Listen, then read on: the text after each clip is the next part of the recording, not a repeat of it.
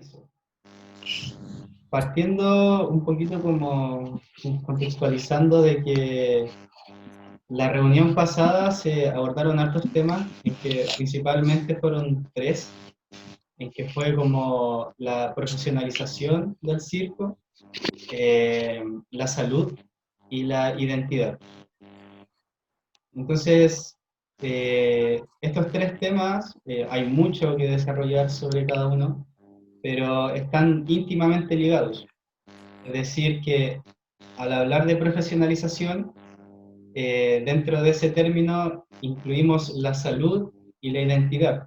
Es decir, que hacia dónde nos vamos a profesionalizar. Y ahí también salió algo súper interesante, que fue que uno no solamente tiene que hablar como de que la persona es profesional, sino que qué tan profesional son las instituciones, o también como en cuanto al tiempo que llevan trabajando alguna línea pedagógica o alguna línea investigativa.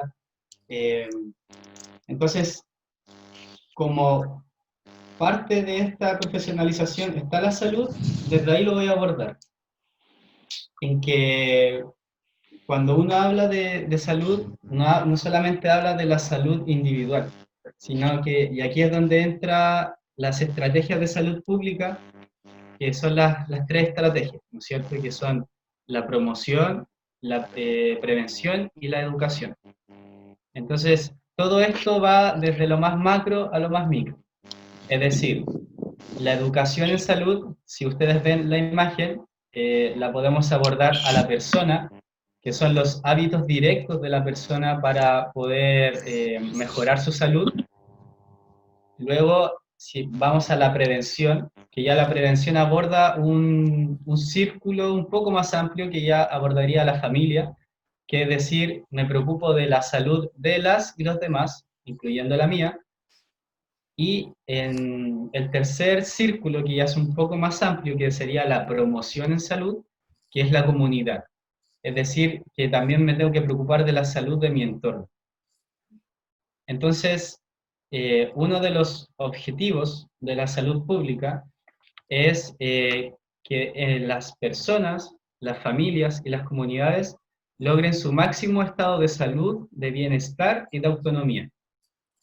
Y ahí en la autonomía es uno de los factores más importantes, que es una palabra que está bien en boca de todos y todas, que es el empoderamiento. Y ahí es donde viene la primera pregunta, que es como la que les quiero plantear.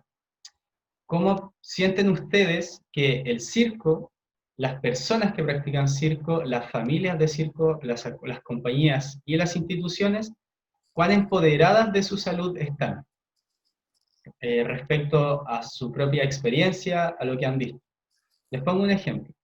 El año pasado estuve viviendo en Brasil y no sabría decirles cuál es la estrategia específica, pero en la calle había mucha gente que andaban con poleras, que las poleras decían agenti de saúde, es decir, agentes de salud, que no eran personas que son directamente profesionales de la salud, pero que colaboran con algún consultorio, por ejemplo, en el caso de acá de Chile, que es lo que se le llama. Entonces, estas personas ayudaban a que los adultos mayores fueran a sus exámenes, ayudaban a personas que tenían movilidad reducida a ir a comprar sus alimentos, ayudaban a la gente a que realizar actividad física. Así de simple. Entonces, no era necesariamente una persona profesional, pero que tenía un compromiso con la salud del entorno.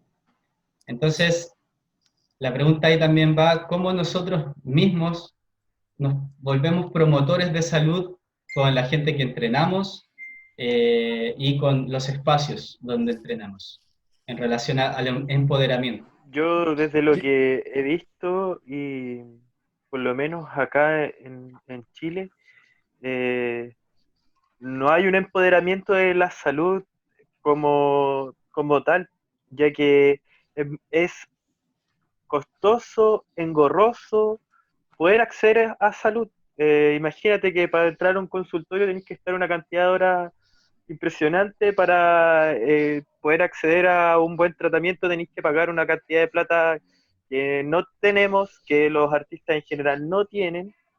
Eh, y al final terminan como solo siguiendo sobre la marcha, sobre su lesión, consultan con las personas que pueden, muchos, mira, a mí una vez fui al kinesiólogo, me recomendaron este ejercicio, y la gente lo empieza a repetir sin tener como la asesoría de alguien que maneje el tema, sea cualquier tipo de terapeuta o profesional que haya investigado un poco más como los procesos de rehabilitación o de salud en sí.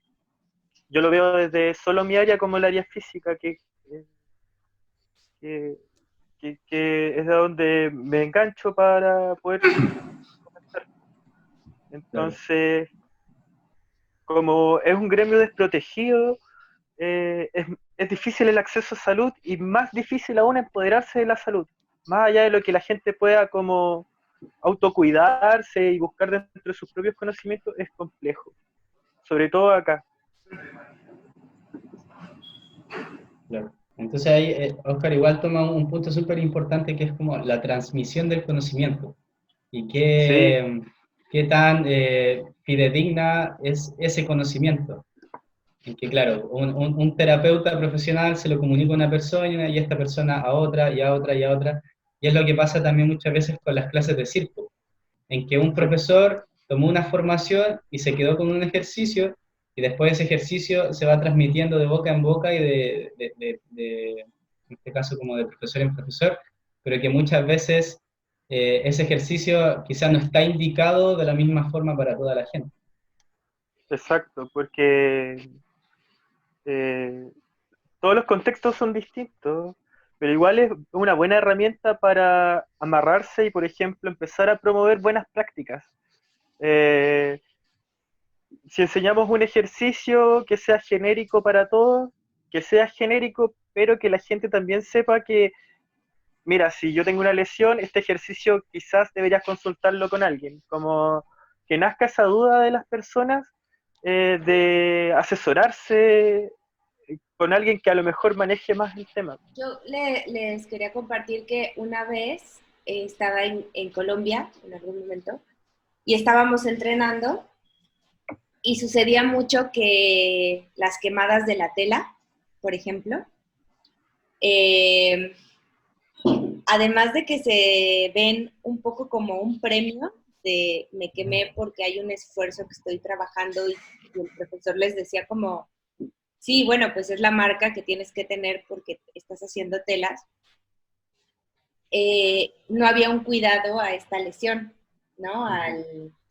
Y había como que se les infectaba o dependiendo la quemadura.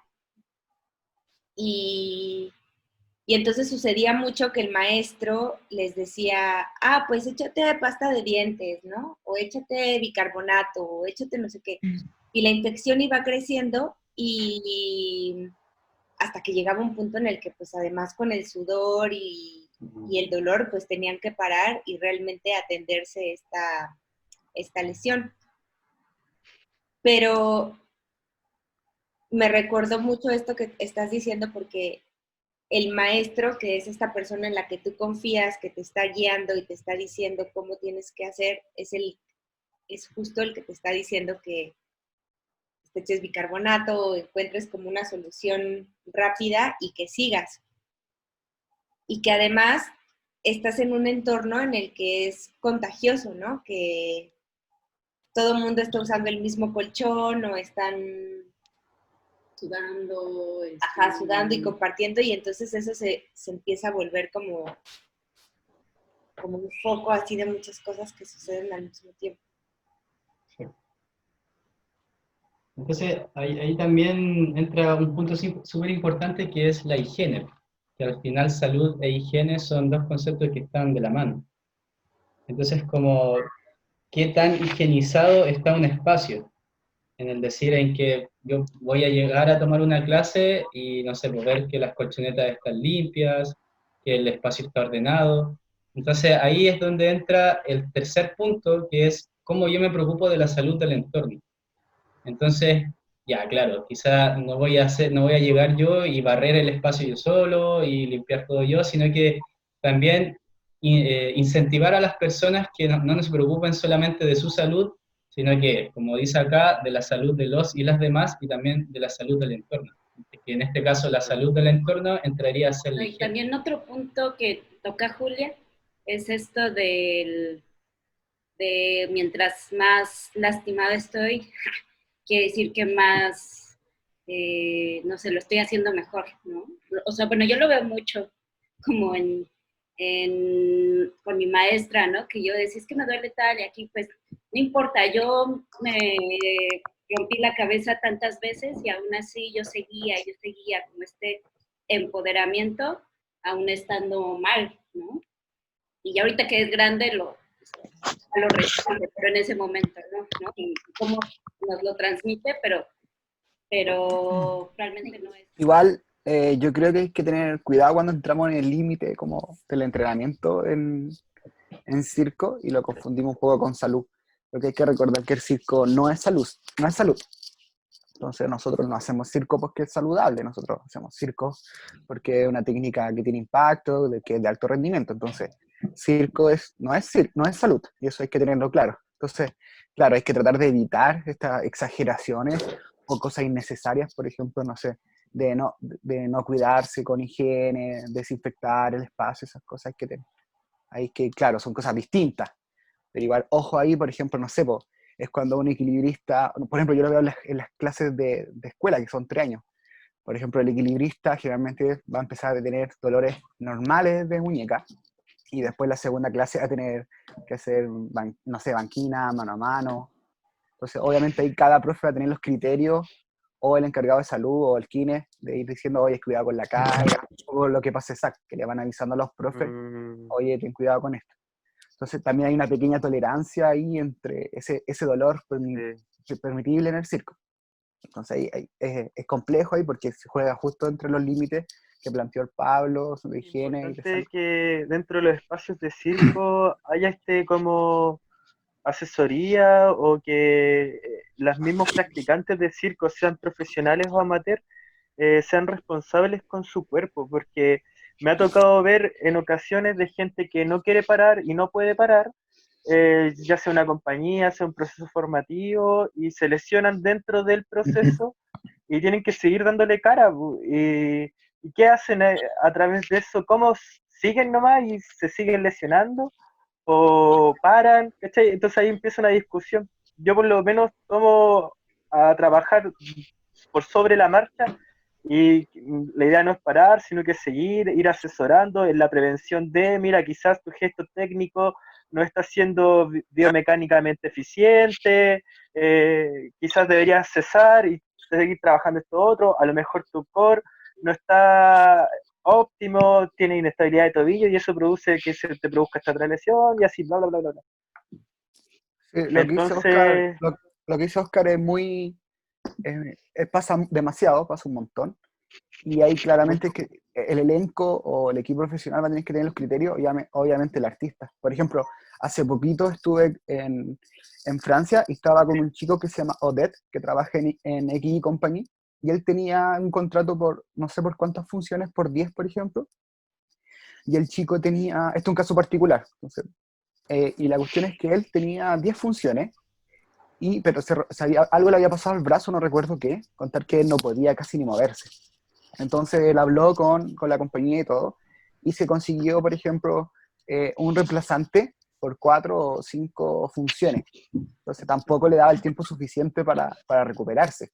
Entonces el reemplazo le hizo esas funciones, pero después tuvo que volver. Entonces ahí siempre va a existir una decisión personal entre me voy a tener que salir de la compañía, no tengo reemplazo, me voy a tener que lesionar estas 2 o 3 funciones que me quedan, o detener la mejora por culpa de las funciones. Entonces va a existir esto, porque insisto, finalmente el rendimiento del arte escénica, entonces a él va a tener que decidir en algún momento hasta qué punto darle por obligaciones laborales, por artísticas, bueno, por la que sea, y también el ser bastante profesional para saber hasta dónde le da el límite a su cuerpo. Entonces, cada artista va a tener que ir jugando con ese límite hasta... Obviamente hay momentos que no van a ser saludables y eso va a ser así y lo va a ser siempre. Obviamente hay que tratar de educarlo y que sea esto lo mejor posible. Pero va a pasar mucho. Por ejemplo, otro caso que pasa mucho en el circo, a veces no sé, alguien hizo una función, por ejemplo, partió el espectáculo, hizo banquina y le sangró en la muñeca, algo, se dobló, y muchos terminan las funciones. Es porque no hay otra opción también. Pues ahí es que más cuando no hay recursos, o más o menos recursos, o no están los profesionales. Entonces es tan ambiguo y tan diferente en todos lados, que hay que tratar de como apoyar en lo posible, pero es igual muy difícil. Eso. Sí, ahí me gustaría agregar un punto a lo de Adán, que claro, primero, si una persona, un artista, está con una lesión, tiene que, ahí también viene la pregunta de cuán empoderado estoy de mi salud, es decir, qué tan consciente puedo ser y decidir si participar o no participar de una función o de un entrenamiento. Pero no solamente tengo que estar consciente de mi salud, sino que también mi estado no óptimo puede perjudicar la salud de la otra persona. Y que, por ejemplo, si soy un portor y tengo a una de responsabilidad una volante y estoy con un dolor de muñeca, que al hacer un manos con manos me duele la muñeca y la bajada es mal y se lesiona a mi compañera, ahí ya estoy pasando al segundo punto de la salud pública, que es cómo me preocupo de la salud de los demás también. Entonces, ahí es donde también nos comenzamos a empoderar no solamente de la salud propia, sino que del resto del equipo y del entorno, generar un entorno saludable respecto a mis decisiones. Y creo que también va mucho a los directores de las compañías y productores, Claro, porque eso son te va a decir ellos las al perdón. final los que pueden tomar una decisión tajante y decir, no, no vas a presentarte o vas a parar durante tanto tiempo, y esto no se va a ver reflejado en tu pago o en tu contrato, o como esas decisiones que realmente a veces tenemos que tomar, o que tendría que tomar el artista y que no se siente la posibilidad de hacerlo porque siente amenazado su trabajo, la tendría que tomar el director. Por ejemplo, yo trabajaba, el año pasado estuve con Circa, y es muy sorprendente la estructura que tienen y cómo tratan a sus artistas, porque ellos parten para empezar de la filosofía de mi dedo es tu dedo. Entonces, si me duele mi dedo, quiere decir que el dedo de todos está mal y que todos tenemos que poner atención para sanar ese dedo, porque nos puede afectar en toda la producción, todo el espectáculo, ¿no? Entonces era lo primero que hacemos cuando vamos a empezar el día, es preguntar cómo estamos, ¿no? ¿Cómo está tu cuerpo? Por mínimo que sea, lo tienen que decir. Si hay cosas que cambiar, todo el equipo se pone ok, a Inés le duele el cuello, entonces vamos a quitar ciertas cosas que podrían afectarle al cuello para cuidarla, para que esté bien. Y pasa todo el tiempo, o sea, es un trabajo de todos los días, desde el director de la compañía, el director de tour, de los artistas, de cuidarse a uno a otro. Y sucedió que una chica tenía dolor de muñeca durante un espectáculo, 2, 3, 4, 5. Le dijeron, ok, vamos a quitar tu número, vas a participar en el show, en las cosas más sencillas, pero quitamos tu número durante 2 semanas hasta que te mejores. Y le dieron ese tiempo de sanar y le dieron la opción de poder hacer otras cosas en escena, y todos sus compañeros estaban muy conscientes de que ese tiempo lo necesitaba para recuperarse y poder seguir con ellos. Porque el que no esté en escena quiere decir que todos tienen que trabajar más, ¿no? O hacer otras cosas. Entonces creo que es una conciencia colectiva desde el director, los artistas y todos los que estamos participando en la escena o en la gestión del circo, de preocuparnos por la salud, ¿no? A este nivel, y pensar que es lo más importante. No, es que yo entiendo muy bien el sistema de salud, por lo menos en Europa y en Circa, lo que hace el Yaron District, que son empresas privadas que mantienen un equilibrio entre el hacer y el quehacer. Pero a mí me pasa que a nivel latinoamericano, ¿qué ocurre? Porque doy un ejemplo puntual. El año pasado en Girona, que se hace el Festival del Circo de Oro, que es como similar a Monte Carlo, había una troupe colombiana o de la Rueda de la Muerte, esta rueda gigante Sí, sí. que muy latinoamericana, y hubo un accidente ahí. Uno de los artistas se cayó saltando en la cuerda con una venda en los ojos, se cayó desde muy arriba, se chocó con la rueda de abajo y cayó al suelo y estaba tendido en el suelo. No llegó ninguna ambulancia, no llegó nada, lo levantaron. Y yo creo que es similar. En varios casos de compañías de festivales ocurre eso mismo, que no llega la ambulancia, no llega la camilla, y al tipo se lo llevaron al hospital y al día siguiente siguió presentando. Mm. Y se subió un video diciendo, no, estoy bien, arriba el circo, arriba la familia circense, que viva el circo latinoamericano, que viva Colombia. Y yo me hacía la pregunta, ¿por qué? O sea, ¿por qué casi muere? El tipo quedó tendido en el suelo, o sea, hemos visto una muerte en vivo, cosa que el circo, lo particular del circo, como esta liminalidad entre la ficción y la realidad.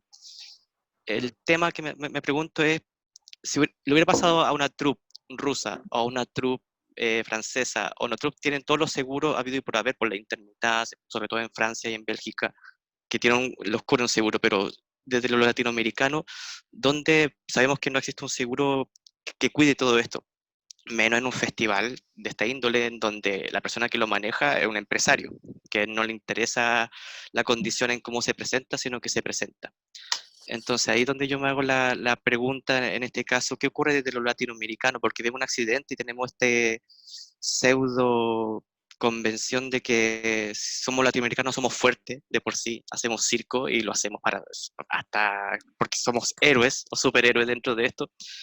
Entonces, y no vemos la lesión frente a lo que ocurre. Yo sé que en el Cirque de Dema ocurrió también eso, se cayó una chica en la vara rusa, que es de Montreal, me parece mucho, no recuerdo muy bien. Sí. Creo, el Adán lo vio, tú lo Sí, publicaste, es Quebeca, son un trío. es quebecois. Sí, ella se cayó, o sea, eso fue horrible. Ella se cayó en la pista, en escena. Por media hora no pasó nada. Ella estaba inconsciente, no había un equipo médico, nada. La gente empezó a No. discutir. Yo creo que Sí, ha sí. sido un momento más horrible de mi vida ver un espectáculo, más en el de Mike. Sí, sí, Y, hicieron una publicación y todo eso, entonces son accidentes que están prevaleciendo, pero es muy diferente la manera de atención desde el seguro médico, la emergencia que se realiza y desde la condición latinoamericana. Yo sé que en Chile, por ejemplo, un accidente en circo, yo tuve una hernia por andar en monociclo, entre los 20 y 21 me tuve que operar la hernia por FONASA y me lo operé y todo bien.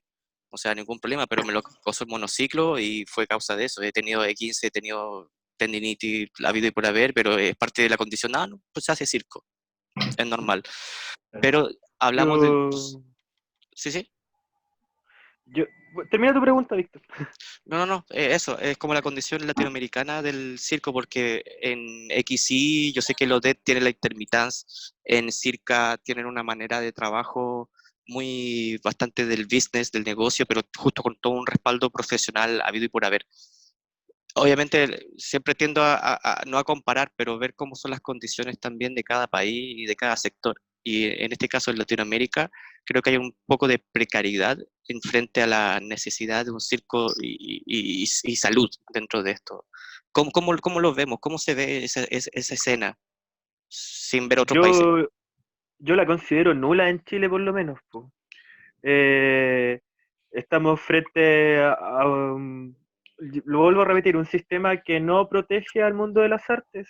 Eh, y si vemos un accidente, el accidente queda en el accidente. Entonces, yo soy partidario de promulgar de que mi cuerpo, mi trabajo, o sea, hay que ser conscientes de que si tengo un accidente de esa envergadura como el que comenta Víctor, no podemos seguir, tenemos que cambiar ese concepto del latinoamericano fuerte y de que hay que seguir porque el circo es así y es rudo y no, pero si sigues con una lesión vas a terminar echando a la basura toda tu carrera, tu cuerpo es limitado, tu capacidad física acaba a cierta edad, lo dice la fisiología, lo dice la biomecánica, en el circo hay gente que dura mucho, mucho tiempo, pero también hay gente que de un día para otro ya no puede seguir porque se lesionan y no se cuidaron antes.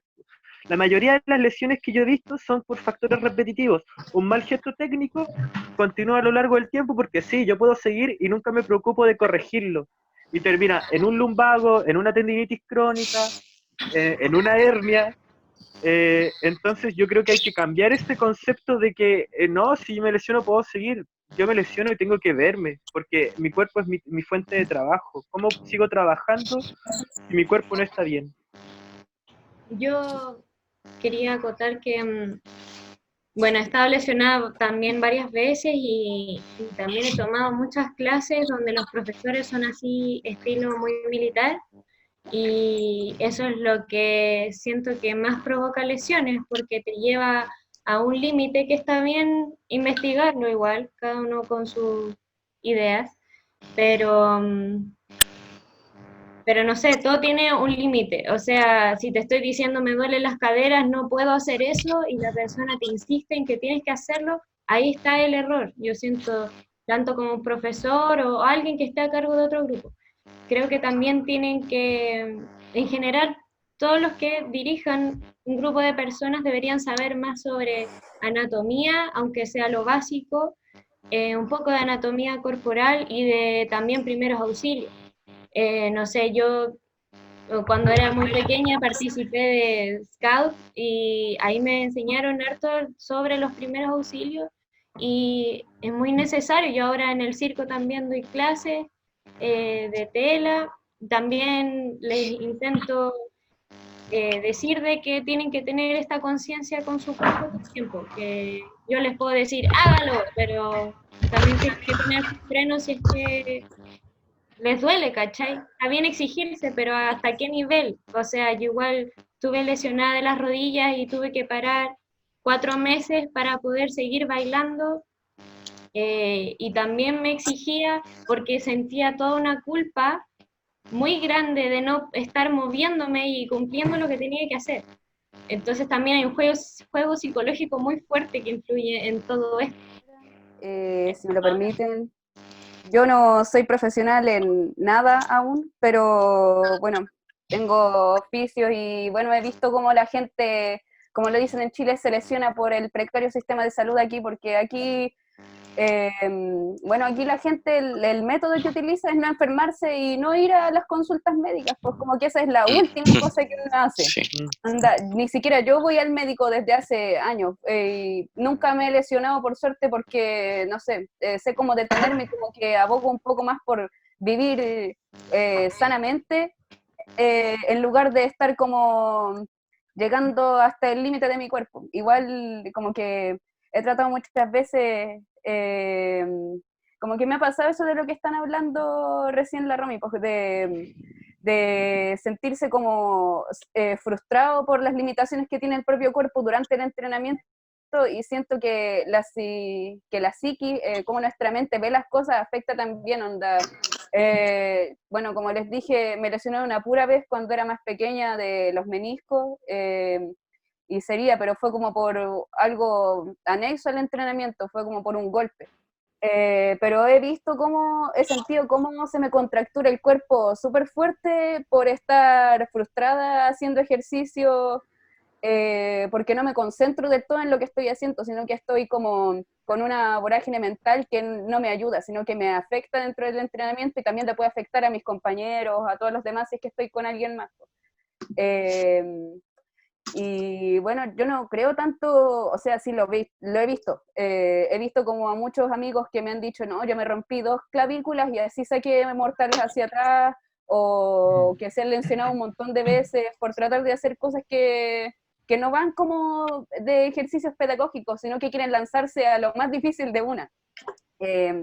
Igual creo que está un poco romantizado como eso de llevar el cuerpo al límite para sacar las cosas rápido, pero también creo que tiene que ver un factor social, económico así muy fuerte aquí en Chile, porque no, el sistema de salud es como el pico, perdonen la expresión. Pero es real.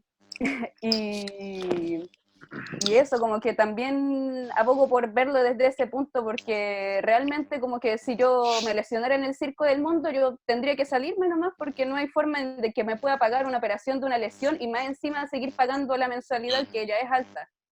Entonces, como que igual hay que ser un poco más conscientes de eso, onda. En la mejor de las situaciones sería que fuera como es en Europa, de lo que nos cuentan ustedes, de que hay como una percepción, así un punto de vista en el que la salud es como algo colectivo y que tenemos que cuidarlo entre todos. Bueno, Claro, eso quería. me gustaría, bueno, primero responder la pregunta de Víctor y agarrarme de las palabras de la Carmi, en que, por ejemplo, para cerrar el primer punto, que es como cuáles son las estrategias para pasar al segundo, es que, por ejemplo, ¿qué pasa en el caso en el que la gente que está viendo el espectáculo ve caer a esta persona y que casi muere en escena?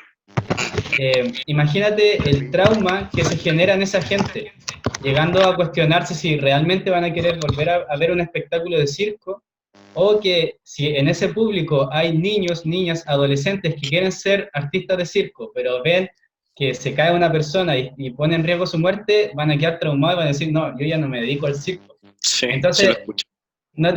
ahí te estás totalmente despreocupando de la salud de tu comunidad.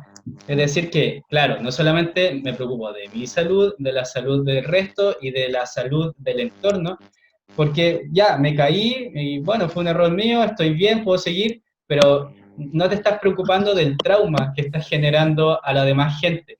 Entonces también le estás generando una lesión al circo, ¿cachai? Porque estás alejando a la gente en vez de acercarla. No sé si se responde un poco la pregunta en ese aspecto. Sí, voy intentando pensar cómo, o sea, que sí, o sea, me Yo igual responde, entiendo pero al me Víctor. sale más duda. Sí. Yo No, también entiendo un poco al Víctor. Yo creo que estamos pensando lo mismo, que finalmente el circo es riesgo, ¿no es cierto? Y la gente va a ver el espectáculo a veces por ese morbo del riesgo y el peligro, ¿no, Víctor? exacto. Sí, Que tú sabes la exacto. historia. Entonces, insisto en esto, el circo no es salud. Entonces, la gente va a buscar eso, como que, o sea, como que entre más riesgo, más peligroso sea mejor. Claro, y también entiendo al Pablo que ojalá que nunca nadie se caiga y se muera, obvio que no tiene, ojalá que no pase, pero eso pasa, Sí. que pasa el Soleil. Sí, pues sí, existe el truco de la muerte. Pues. O sea, sí, ha muerto gente en el Soleil en vivo. O sea, O es que sea, este es el punto, po, finalmente. El circo es esto. Este es el punto de inflexión sí, donde sí, es sí, el sí, sí. circo. Sí, Entonces, ya. ojo ahí Sí, también, porque es parte de esto, pues, ¿cachai? Incluso cuando partió el origen, el Víctor sabe más que yo, no sé, los gladiadores, la gracia era que los buenos se murieran, ¿cachai? Ahí es el O origen un sea, poco. un dato curioso, la mayor cantidad de muertes en el circo es por animales. O sea, mordidas de león, mordidas de oso, ataque, eso todavía sigue pasando hoy en día. O sea, hay una estadística así ilimitada de muerte en el circo, y eso es muy interesante igual. Pero mi pregunta va también, es como la atención primaria que se le debe dar. Es Eso. como, ¿qué Claro, pasa esa con es otra eso? cosa. Porque, sí, porque Ahí- cuando yo vi he visto 2 accidentes en circo, y en ninguno de los dos se hizo una atención primaria. ¿Cachai? Que claro, son los primeros auxilios. Sí, Entonces, eso es horrible. ahí es donde va la segunda respuesta, que es para pasar al segundo tema, que es cuáles son los objetivos, cómo se evalúa y cómo se diagnostica. Es decir, número uno, ¿hay una reacción inmediata de los profesionales de la salud? Si están presentes en la escena, por ejemplo, me parece como súper impactante lo de que dice de la Dan, de que cuando se cayó esta chica en Quebec, pasara media hora en el que nadie hacía nada. Entonces, ¿cuál es la reacción? Tiene que haber, de cierta forma, una autocrítica para los profesionales de ese lugar, en decir, ¿cómo no reaccionaron? Entonces, y también tomando el ejemplo de este chico que se cayó de la rueda de la muerte y volvió a presentar al otro día, es que viene la parte de evaluar. Es decir, cuando una persona se cae, yo evalúo el estado de conciencia, el estado motor y la sensibilidad. Y de acuerdo a esa escala, que es una escala que se llama escala de Glasgow, uno sabe si la persona, cuál es de cierta forma como el nivel de lesión neural o de lesión nerviosa que puede llegar a tener la persona. Y de ahí se toma un plan de acción que en este caso sería el diagnosticar. Entonces, hoy en Latinoamérica no se, para, en mi perspectiva, no se está realizando esto, porque como profesores o como entrenadores o como terapeutas, uno muchas veces se va directamente a atender la lesión o a atender la deficiencia. Pero antes de algo, sin antes haberlo evaluado, porque yo tengo primero que saber si una persona está lesionada, primero tengo que saber si tiene una fractura, si tiene un esguince o si tiene una contusión. Y de acuerdo a ese diagnóstico, yo voy a saber si tengo que si tengo que inmovilizar, si tengo que movilizar o si tengo que simplemente darle reposo. ¿Cuán conscientes somos de evaluar y diagnosticar los procesos de la gente? Considerando procesos, el entrenamiento, los espectáculos. Entonces, es como esa la pregunta. Entonces, quizá ese sujeto que está hace su show vendado, saltando la cuerda en la rueda de la muerte, antes de que haga el show se le debería hacer una evaluación para ver si el tipo no está drogado, si tuvo una discusión con su familia, entonces está desconcentrado. Entonces uno tiene que hacerse una autoevaluación, pero también tiene que haber un equipo que te evalúe y decirte, no, tú no estás preparado para hacer el show hoy día, sí, estás preparado para hacerlo. Yo planteo otra pregunta. Los espacios de circo, las compañías de circo a nivel latinoamericano, ¿cuentan con un equipo de salud?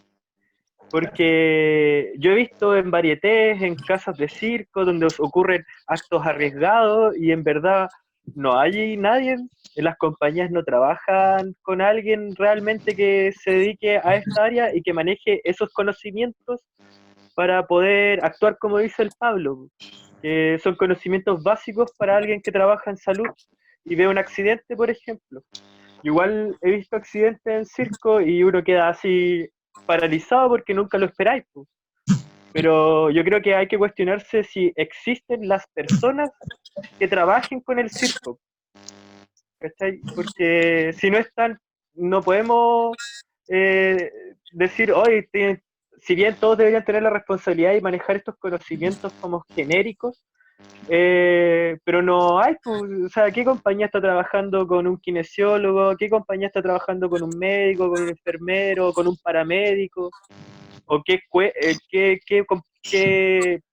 casa de circo, escuela, cómo se llame, lo que sea que esté involucrado, con más gente? ¿Quién trabaja con un equipo profesional o con un equipo de salud?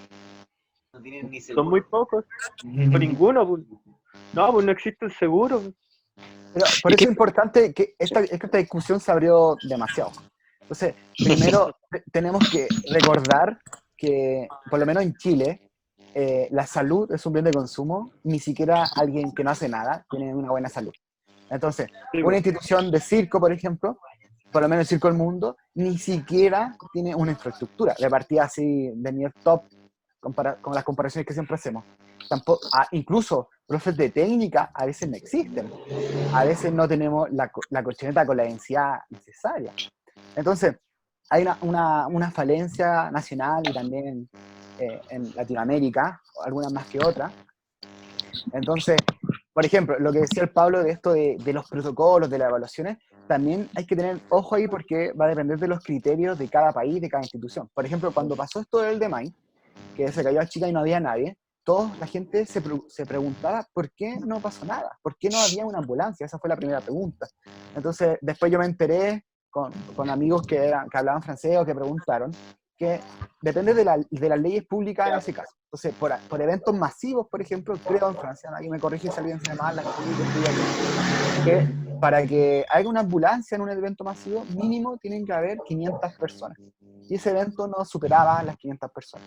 Ahora, la institución tal vez, o el Festival de DMAIN podría, como protocolo interno, contratar una ambulancia, tal vez esa fue su mejor opción, o haber tenido un equipo paramédico. Bueno, porque finalmente el punto para cerrar es que la discusión se abrió mucho, son muchos contextos diferentes, protocolos, dineros, contextos. Entonces, ojo ahí, recuerden que el circo, por lo menos en Chile, lleva 25 años recién en nuevo circo, o sea, hay cosas que los contenidos artísticos se están desarrollando recién, hay técnicas de circo que no se hacen, que no existen, por ejemplo, la cuerda que hace la Juli no existe en Chile, no existen profes de alguna disciplina, la malla curricular se está haciendo en función al contexto nacional, entonces tenemos mucha influencia por todos lados, entonces a veces cuando la salud ni siquiera es un derecho básico en Chile, es muy difícil. Incluso yo trabajé en fútbol profesional en Chile en primera división, yo evaluaba a los 4 equipos, evalué a Colo-Colo, a Santiago Wander, a equipos grandes, y ni siquiera ellos, que son privados, que tienen los recursos, tienen las condiciones de salud. Entonces, ahí hay que estar atento también un poquito a los contextos, a lo que está pasando en Chile, a lo que pasa en Latinoamérica. Bueno, eso. Quizás regresar a lo que proponías, Pablo. Bueno, no sé, me parece que inclusive el concepto de salud está como bastante desdibujado, ¿no? Porque regularmente lo que me ha pasado es que en las pláticas de circo, cuando se habla de salud, regularmente no se habla como lo que compartías, Pablo, de prevención y de esta conciencia de cómo tu salud afecta a los demás y de empoderarse antes de la institución, sino que siempre la discusión cuando se habla de salud en el circo va hacia los seguros. ¿Y qué hacer cuando ya ha pasado la lesión, ¿no? Cuando es interesante que, por ejemplo, en la primera diapositiva que nos compartes, no está ese momento, sino que hay un primer trabajo de proponer o concientizar o abrir el concepto de salud para entenderlo desde otra manera y no solamente ligado a las instituciones y al manejo de la lesión, ¿no? Que es un segundo momento, me parece también. Yo, por ejemplo, personalmente, antes de tu plática, Pablo, nunca había pensado como que si yo tengo este concepto de salud menos desvinculado solamente a las instituciones, automáticamente me obliga a responder de manera diferente a las acciones día con día, ¿no? Ya sea en entrenamiento, ya sea en lo que les pides a las compañías, aunque yo no sea profesional de la salud, pero como concepto de salud ayuda a que todo el mundo vaya pidiendo desde su lugar mayor conciencia de cómo afecta las acciones de los demás a los demás. Entonces, no sé, a lo mejor si regresarnos a esto que nos proponías al principio y preguntarte cómo entra después o cómo se separa este primer concepto de la salud y después el segundo momento de manejo de lesión. Sí, pues mira, ahí entra el término de la autonomía. Es decir, como, ¿por qué tengo que esperar que una persona se preocupe de mi salud si yo no me estoy preocupando de mi propia salud? Entonces, es básicamente dejarle la responsabilidad de algo que me concierne a mí a otra persona. Es decir, yo voy al médico para que el médico me dé salud. Pero no, la salud está en mí. Yo no tengo que esperar que alguien me la entregue. ¿Se entiende? Entonces, es porque básicamente nosotros también tenemos una concepción cartesiana de dividir las cosas. De pensar, por ejemplo, que el sistema inmunológico funciona de esta manera, entonces yo tengo que comer ciertos alimentos o tomar ciertas medidas. El sistema musculoesquelético funciona de esta manera, el sistema cardiovascular de esta manera. Entonces tendemos a generar una separación del cuerpo, pero perdemos la concepción de que todo esto es uno, ¿no es cierto? Entonces, cuando yo cambio ese switch de pensar de que yo no tengo que ir donde una persona para que me entregue algo que está ya en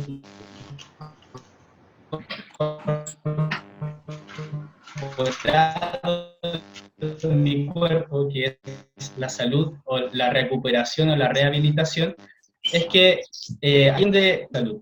Es decir, yo no tengo que ser necesariamente un profesional de la salud para poder preocuparme o hacer alguna estrategia o alguna acción para poder cuidar la salud del otro. Entonces, ahí viene la pregunta inicial de la conversación, es que cómo mis acciones contribuyen al desarrollo de la salud de las personas y de los espacios. ¿Okay? Entonces, ahí, como bien dice la Dan, esto se abre mucho porque tiene una connotación política, tiene una connotación social.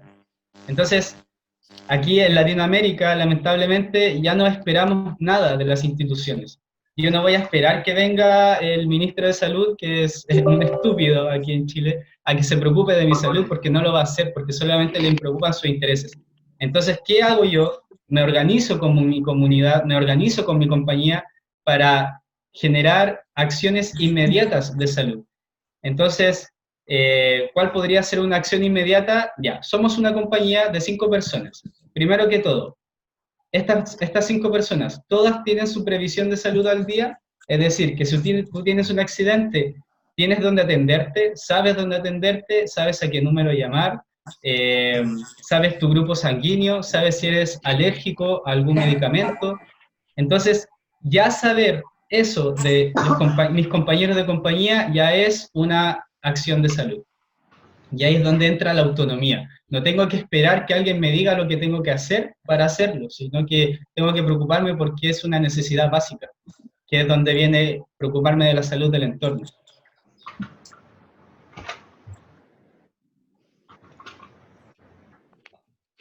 Si alguien quiere agregar algo más a eso.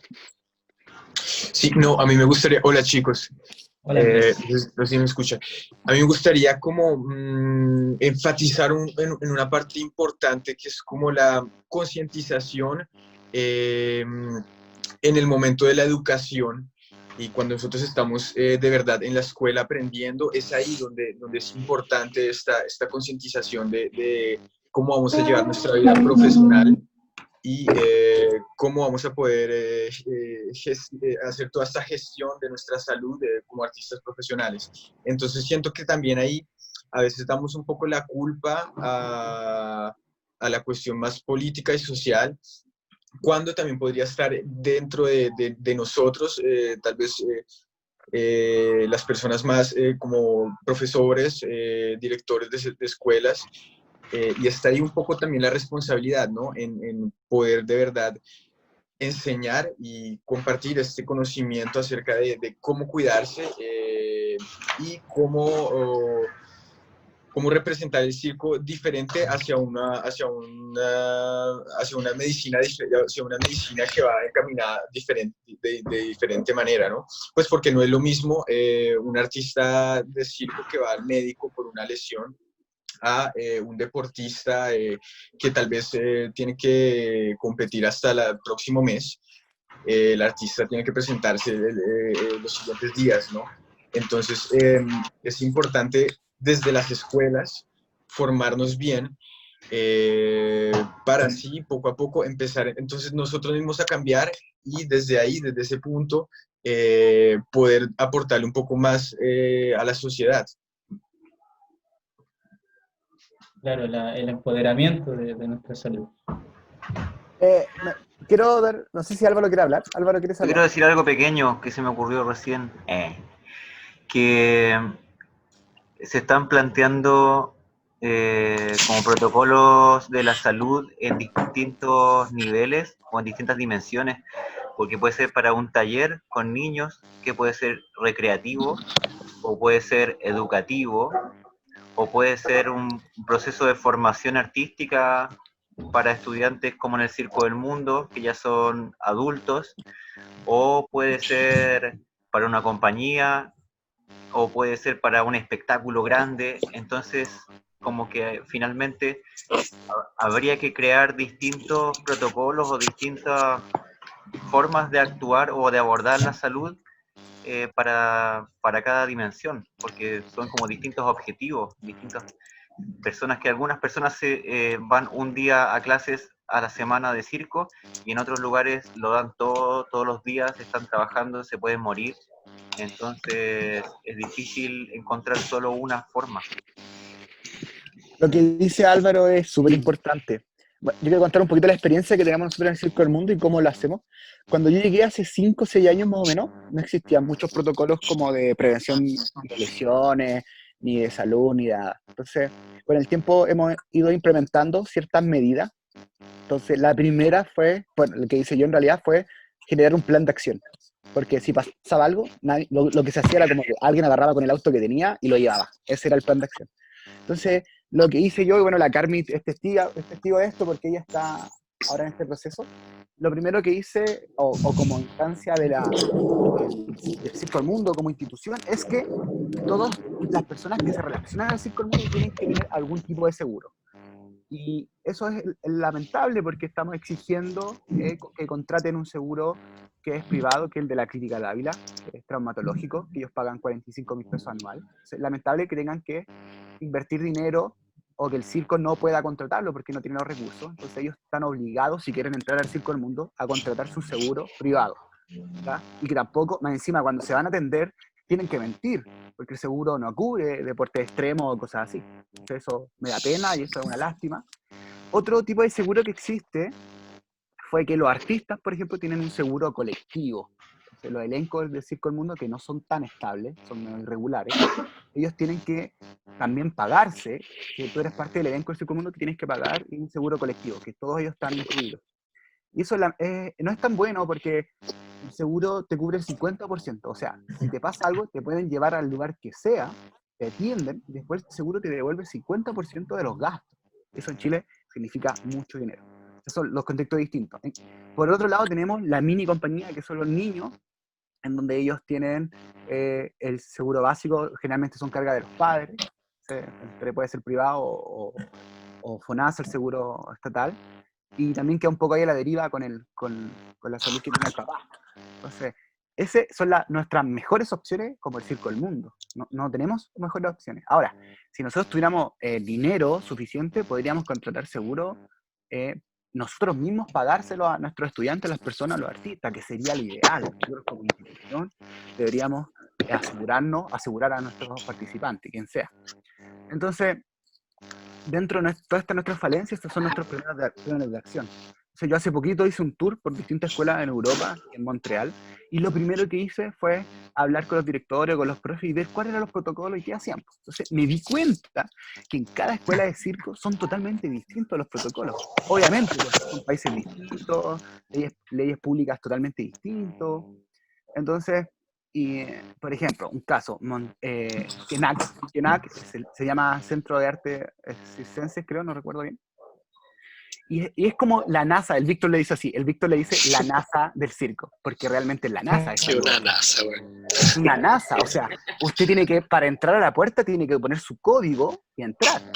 Entonces, y hay un galpón que tendrá, no sé, 1000 metros cuadrados, donde hay 15, 20 personas, o sea, es nada, es demasiada tecnología por tan pocas personas. Entonces, tienen unos seguros increíbles asociados al Estado, les pagan, bueno, es increíble. Después fui a, no sé, a 500 metros más al norte de Francia, que fue Lille, donde es casi el Circo del Mundo, o sea, tiene 2, 3 carpas, es demasiada la diferencia siendo el mismo propio país. Entonces, después fui a SAC, donde, claro, el Estado se hacía cargo también de la salud, y es genial y todo lo que ustedes quieran. Entonces, me da un poco de tristeza finalmente. Yo siempre cuando hago todos estos viajes, cuando fui a Montreal también y conocí a la Juli y conocí a Roy, también llegué con depresión porque la directora de la escuela de Montreal me hizo un tour por la escuela y yo llegué así, estaba con depresión. O sea, cada vez que yo viajo me doy cuenta, trato de hacer estas comparaciones de circo y finalmente es una tristeza, es una pena tremenda ver la diferencia, ver cómo simplemente por no tener recursos cometemos errores gigantescos desde el punto de vista profesional, porque podemos tener las mejores intenciones, tener las mejores profesionales, pero si no tenemos los recursos, créanme que no podemos hacer esas grandes diferencias. Podemos hacer diferencias significativas tal vez en prevención de lesiones, en rehabilitación, pero finalmente de fondo, de leyes públicas o de financiamiento, créanme que no pasa nada. Y eso a mí me entristece, y por eso también trabajo en el circo, porque siento que puedo hacer un aporte y voy a darlo todo, y en mi pasión, pero yo sé en el fondo que si esto no mejora, vamos a tener lesionados, vamos a tener problemas éticos, vamos a tener problemas de salud siempre. Bueno, y en fin, Profe, quiero hablar. Es que hablando del tema de la previsión de salud y saber lo básico, mi compañero de la compañía, bueno, te estoy ido apuntando un poco que no solamente la culpa lo tiene o la política o la sociedad en la que estamos desenvueltos, sino que también está en nosotros como profesores y como escuela. Pero lo que habla Adán es bien importante igual, porque hay un modelo que se sigue a nivel de salud, pero por ejemplo en la UFRO, en Temuco, cuando se hizo el taller de circo de la Universidad de la Frontera, hay un seguro que lo pagan los alumnos, que son los estudiantes de la universidad, y era curioso porque el taller era abierto para gente dentro de la universidad como fuera de la universidad. Pero se decía de que si había un accidente de una persona que era fuera de la universidad, no correspondía el seguro, aunque fuera dentro del campus de la universidad, pero no es alumno. Y lo que se habló, que el profesor, el kinesiólogo que era de la Universidad de la Frontera, podía atender a esas personas, pero era todo en negro, no era legal. Y me daba cuenta muchas veces de que si uno se puede asociar a una entidad superior, en este caso, sea una universidad, sea una empresa, se puede tener un seguro mucho más hábil o mucho más asequible dentro de la institución. No sé cómo el caso Circo del Mundo, lo ignoro, pero hablo del caso de Temuco en este caso. Y yo sé que ese seguro ya no está funcionando porque cambió la persona y todo, pero muchas veces somos estudiantes de alguna institución, sea universidad, y tenemos un seguro que nos cubre y lo desconocemos. Y muchas veces tenemos seguros que desconocemos y que no funcionan. Pero no sé cómo el caso de Circo del Mundo. Yo sé que hace tiempo, mucho tiempo, el Pokémon Francisco Montesinos tuvo una lesión en el Circo del Mundo que tuvo que operarse. Hicimos una rifa, una completada, hicimos todo para que él pudiera operarse. Se operó y siguió trabajando como artista de circo. Y en el Circo del Mundo hubieron muchos accidentes al principio también. O sea, las primeras generaciones terminaron con muchas lesiones. Un montón, Pero, un montón. sí, por eso hablo un poco de que la culpa es de todos también. Pues. Nosotros como instituciones, como personas, como profesores, ¿cuál es el objetivo? ¿Y qué se hace ahora, actualmente, para verificar? ¿Por qué? Es que en el caso de Kenac es porque el gobierno francés invierte 50.000 euros al año en cada alumno. Eso es lo que invierten en cada uno, o sea, son 50.000 euros, hablamos de 50 millones de pesos. Y el gobierno de Francia invierte en eso en cada alumno, pero en Chile, ¿cómo se puede llegar a eso? Esa es la gran pregunta, y en Latinoamérica también, ¿por qué pasa en el caso de México? O sea, hemos hablado todos los chilenos acá, igual me gustaría saber de los compañeros mexicanos, cómo se ve, y de Colombia también. O sea, no sé, eso, lo dejo como reflexión, más que ser pregunta, no hice ninguna pregunta. Así que... Sí, no, mira, a mí me gustaría decir algo. Es lo que yo decía antes, ¿no? Como la responsabilidad que en realidad tiene la escuela, como de empezar a hacer esa iniciativa es política, empezar a hacer iniciativa política de hablar con los gobiernos, de hablar de hacer propuestas para empezar a tener un presupuesto más grande. Como tú dices acá en Kenac, digamos, yo soy alumno de Kenac, y sí, hay un programa de salud enorme en donde tenemos, digamos, un médico que viene a la semana, un ortopedista que también viene a la semana y hasta psicólogo. Entonces, ¿cómo poder llegar a eso en Latinoamérica? Es la pregunta, ¿no? Porque realmente en Colombia, digamos, que ya es importante saber también como igual qué médico podrías contratar que conociera el mundo del circo y que conociera cómo cuidar a un artista de circo, ¿no? Entonces, siento que es desde ahí que nosotros mismos como artistas y como pequeños o grandes circenses, empecemos de verdad a tener una iniciativa y un proyecto claro con los gobiernos y con los grupos de formarnos más acerca de la salud. Buenísimo. Mateo, perdón. Sí, sí. Cuando yo fui, había, aparte de la carpa, había los galpones grandes y de la carpa dura que están en otro lado. Sí. Había como un departamento de medicina y educación física. Ujú. Que tienen una infraestructura especialmente para eso. Yo tengo como una pequeña reflexión respecto a lo que plantea Mateo y lo que plantea Víctor. Así como el Adán, que es un profesional y se dedica por amor al circo, o en mi caso, en el caso del Pablo, en el caso de todos, yo creo, yo pensaba que desde este circo universitario que nace en varias partes en Chile, porque no solo hay circo en la UFRO, que es una universidad del sur, sino que hay una en el Biobío, en Valdivia y así en varias otras, fomentar que estos estudiantes que en el futuro van a ser profesionales de algún área, se especialicen en el circo, así como verlo como una forma viable, que un psicólogo pueda ser un psicólogo de circo, que un trabajador social, un pensionista de riesgo, como de pronto empezar como desde este cambio un poco más informal para poder combatir de cierta forma un sistema que no nos favorece como gremio circense. Ujú. Sí, mira, ahí yo creo que la estrategia más directa que se puede aplicar es que los y las profesionales de la salud salgan de sus oficinas, salgan de los hospitales, salgan de los consultorios, de las clínicas, para que se vayan a conocer la realidad de los espacios de circo. Es algo muy Claro. importante. Porque pasa que, por ejemplo, una persona se lesiona y tiene que ir a hacer rehabilitación a la clínica o al espacio donde el terapeuta atiende.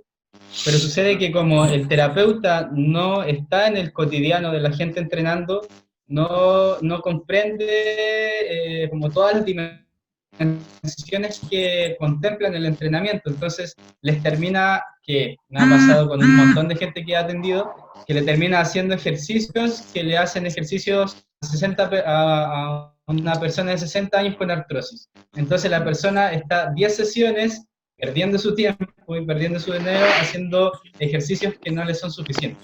Entonces ahí es donde es muy importante la especialización y la preparación de profesionales directamente para el circo, y que incluso dentro del circo también tienen que especializarse, es decir, un terapeuta que sea especialista en acróbatas, que sea especialista en equilibristas, que sea especialista en portores, en volantes, porque mientras más nos especializamos, aunque suene como un poco analista o reduccionista, es como de cierta forma la acción más directa que podemos tener. Claro. Vamos a profundizar más. Así Yo se puede quiero profundizar más. decir una cosita. Creo que también va mucho hacia nuestro compromiso como instituciones y como docentes, porque en mi caso, por ejemplo, en algún momento estuvimos buscando crear convenios con universidades para los que estaban estudiando fisioterapia pudieran venir y encontrarse con los acróbatas y que empezara como, pues simplemente como a sumergirse cada uno en el mundo del otro, empezar a conocerse y empezar a hacer un estudio de qué cosas se podían hacer en conjunto, ¿no? El resultado fue que al principio los acróbatas súper prendidos, sí, yo voy, no sé qué, van una vez, van una segunda vez y después ya no van. Entonces, como que todo el esfuerzo que se ponía para lograr este convenio, que finalmente es un trámite administrativo que hay que pagar, empezamos a buscar la empresa con quien hacer el seguro médico y a buscar ciertos apoyos gubernamentales para que esto sucediera, pues no sucedió porque los acróbatas o los artistas no quisieron darle seguimiento a esto porque prefieren ir a entrenar o hacer otras cosas, ¿no? Entonces, Claro. también esta parte es importante tocarla porque sí hay iniciativas, pero no hay seguimiento, ¿no? Y no es solo de nuestra parte, sino de todos, ¿no? Porque fue terrible decirle a la universidad, no, ¿sabes qué? Siempre no, pues porque los acróbatas no quieren venir, no quieren darle seguimiento a esto, y entonces tenemos ese trámite que quedó ahí parado, y que al final expira, y después cuando regresas a la universidad, pues ya no te cree y ya no quiere participar porque no hay seriedad, ¿no? Aquí en México sucede mucho que cada vez que hay un accidente se hace una función para la rehabilitación y para la operación y para todo. Y ya es como normal. Entonces es como que no se aprende de uno. Pues si le pasó a él, entonces yo voy a tomar alguna medida preventiva para que no me pase a mí.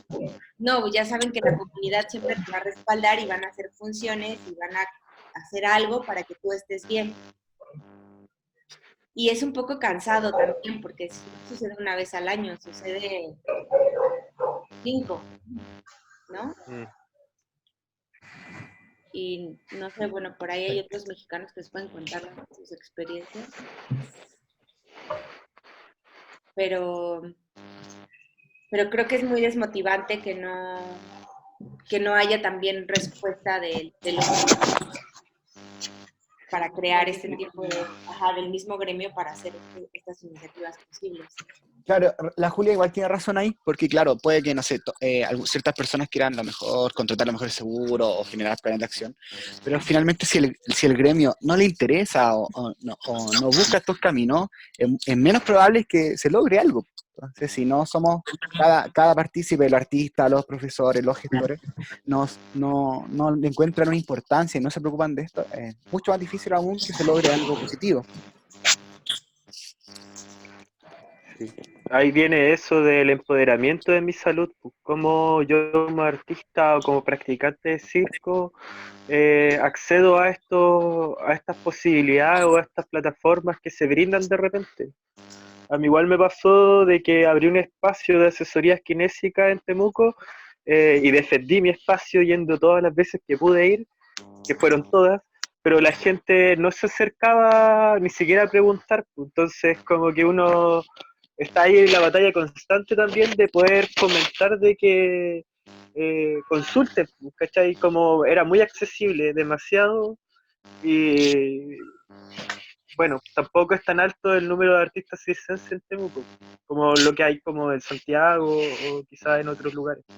No, pero igual es fuerte. Por ejemplo, acá en Barcelona, en la central del circo hay un terapeuta que está todos los días y tiene la agenda llenísima, pero llenísima. Pero la central se lo paga el Ayuntamiento de Barcelona, ¿cachai? Sí, pues. Entonces, igual esa es una buena discusión también, porque ¿cómo que se puede hacer en esos casos? O sea, yo sé que es bueno plantearse problemas y preguntas también, pero ¿cómo ver también una solución frente a esto? Porque yo creo que es la educación también de la población, o sea, primero educar de que el circo es un arte, y que un arte que necesita también un sistema de salud acorde a las necesidades que tiene como el fútbol, el deporte, es que no puede ser que el fútbol en este caso sea más entendible que otro tipo de acción artística o deportiva dentro del área. Claro. Bueno, sí. Sí, miren, ahí tomando estos dos puntos, me gustaría pasar al tercer punto, que ya sería entrando un poco al final de esta charla, que es el tema de la prevención, ¿no es cierto? Que la prevención tomándola como una de las estrategias de salud pública que se pueden integrar al circo. Entonces, la prevención básicamente como definición sería el entender cuál es el límite del artista o de la persona frente a una carga. A esta carga, pongámosle carga emocional, carga física, carga mental. ¿Okay? Entonces, el empoderamiento en este caso también incluye el que la persona sea consciente de cuáles son mis capacidades. En que si me ponen una carga de entrenamiento, que la persona puede decir, sí, soy capaz de poder cumplir esta carga o no soy capaz de cumplir esta carga. Y que también tenga el apoyo de un terapeuta y de un entrenador para decir, como de cierta forma, que sea acorde a las capacidades de la persona. Entonces, aquí es donde viene la pregunta, en decir que cuándo comienza una lesión y cuándo y en qué momento yo la puedo identificar. Pero también entendiendo que una lesión no es solamente una lesión física, sino que también se puede lesionar emocionalmente o se puede lesionar mentalmente. Una lesión mental, por ejemplo, es la frustración. Una lesión emocional, por ejemplo, es como de cierta forma la incapacidad de poder mantener un proceso de escuela por no tener el dinero, por no tener los medios o por no tener el apoyo de mi comunidad, por así es. Entonces, ¿cierto? Pablo, te pegaste un poquito, no te escuchamos nada. Tenía un lag. Está malo. Unos 5 segundos, estaba todo bien. Caralho. ¿Ahora sí? Sí, Sí. sí. Ya, Sí. bueno, quedé en esto de que existen las lesiones físicas, lesiones emocionales y lesiones mentales, psicológicas. Uh-huh. Que claro, pues ahí hay que abordar como el sistema biopsicosocial que se habla en salud. Pero, ¿cómo prevenir y en qué momento? La Pegaste. familia y la comunidad. No. De nuevo. Que claro, que es esto de que está la salud de la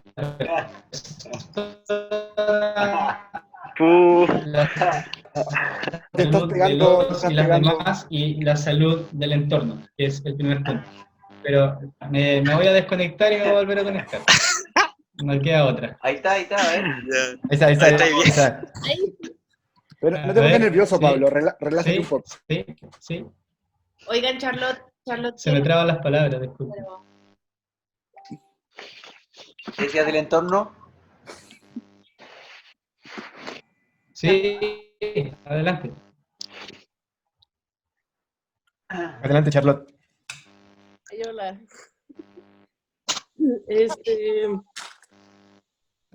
Hablábamos del principio, de que al final es la higiene.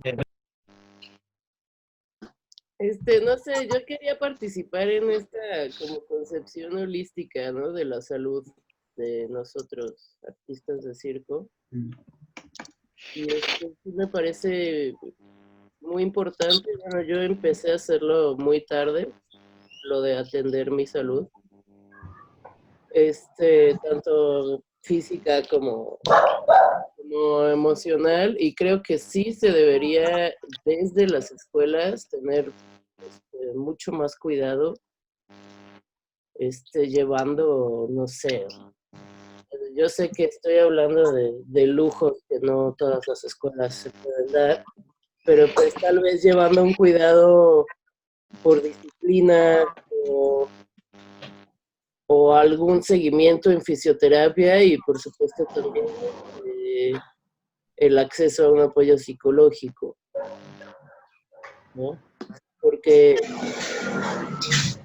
yo ya tengo mis años, pero sí sé que estoy pagando lesiones que pude haber prevenido cuando tenía 20. Entonces, pues no sé, es el tema es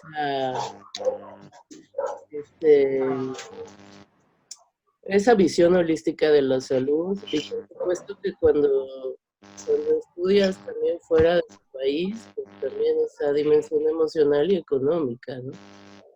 Que hace que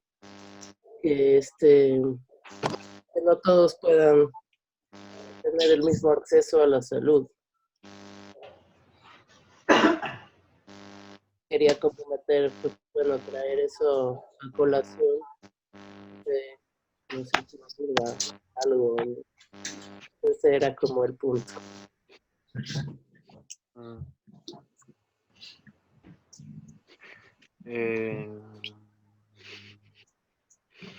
Yo quiero aportar Yo, algo. Permiso. ¿Quién está hablando? Perdón, Oscar. Yo quería decir que, bueno, quería como tomar un punto que ya hablamos, pero es que me acordaba como justo de lo que había dicho el Oscar, de esas clases que estaba dando como ese espacio para aprender sobre prevención de lesiones, y que era como un poco más sobre salud en el entorno del circo, y yo creo que sería bueno como intentar seguir dándole al asunto, como hay un montón de lados donde aprender circo aquí en Chile, bueno, no sé por qué se los digo a ustedes, pero es como una idea que ojalá se inculcara en el país, ¿o no?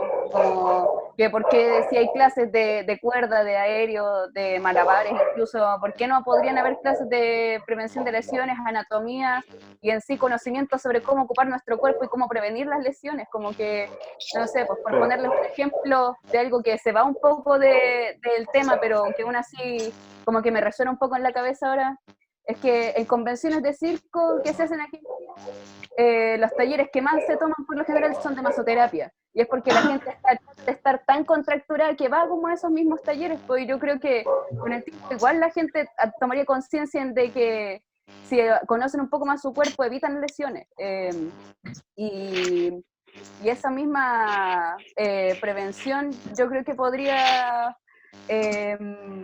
tirar como más conciencia a la gente a que tiene que hacerse cargo de su salud de forma autónoma, como no esperar que alguien te diga que estás lesionado para saber que estás lesionado o seguro. Bueno, perdón si me fui un poco del tema. Y también quería decir que, bueno, yo no voy tanto a lugares de salud, eh, onda consultas médicas, spam, como que trato de evitarlo porque, no sé, uno espera mucho rato por medidas parche.